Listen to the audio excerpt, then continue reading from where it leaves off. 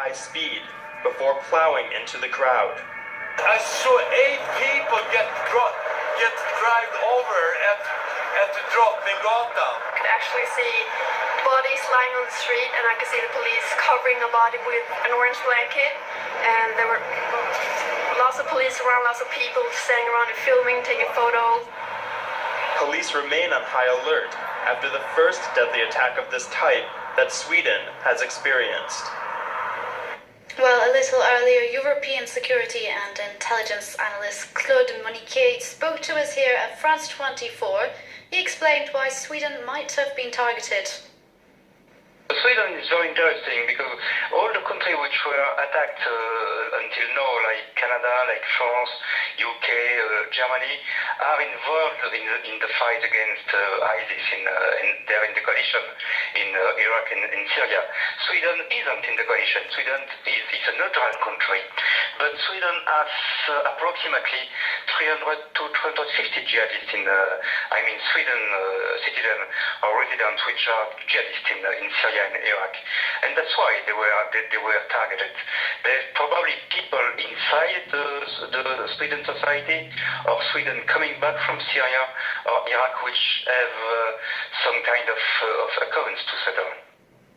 Following Nice, Berlin and London, Stockholm is the latest European city to suffer a truck attack, a method being actively encouraged by the Islamic State group. In November, the group published an article in its propaganda magazine encouraging followers to use vehicles as weapons. Emerald Maxwell takes us back over these recent lorry attacks. It was Bastille Day in Nice. Like every year, thousands of people had come down to the Promenade des Anglais to watch the fireworks, when suddenly a lorry appeared, drove into the crowd and kept going. Over more than 2 kilometers, it mowed down men, women and children, killing 86. It's a modus operandi encouraged by the Islamic State group. In the November issue of their English-language propaganda magazine, the group published detailed instructions on how to replicate the Nice attack. But the method goes back even further, propagated by Al-Qaeda in 2010. Use a pickup truck as a mowing machine. Not to mow grass, but mow down the enemies of Allah.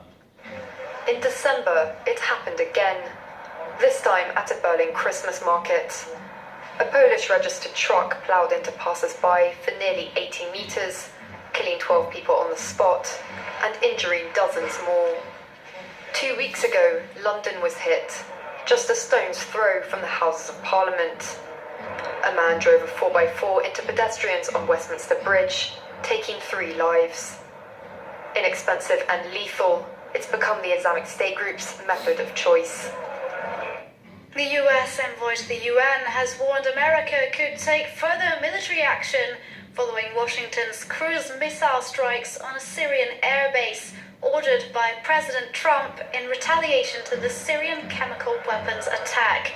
This at an emergency Security Council meeting where tempers frayed as member states reacted to those surprise US strikes. Our New York correspondent Jessica Lemazurier told us more about the atmosphere. This was a really heated meeting with clashes between Russia and Western power. The US ambassador to the UN with another warning to Assad and to the Russians that there could be more military action if necessary. She justified these US strikes on Syria, saying that they were called for because Syria had repeatedly violated UN Security Council resolutions. That was her justification, and other Western powers voiced their support for her. The French ambassador to the United Nations said that the Assad regime had sort of been unmasked and that it had never really renounced chemical weapons. He said that these strikes on Syria were a real game changer for the Syrian conflict. The British ambassador to the UN, Matthew Rycroft, lashed out at Russia and said that essentially Russia had been humiliated by Assad because this had all shown that Russia had failed to bring Assad to heel. And Russia's deputy UN envoy warned those US strikes on the Syrian airbase could have extremely serious consequences. Moscow promised to strengthen strengthen Syria's anti-aircraft defenses and said it's suspending coordination with the US in Syria's skies.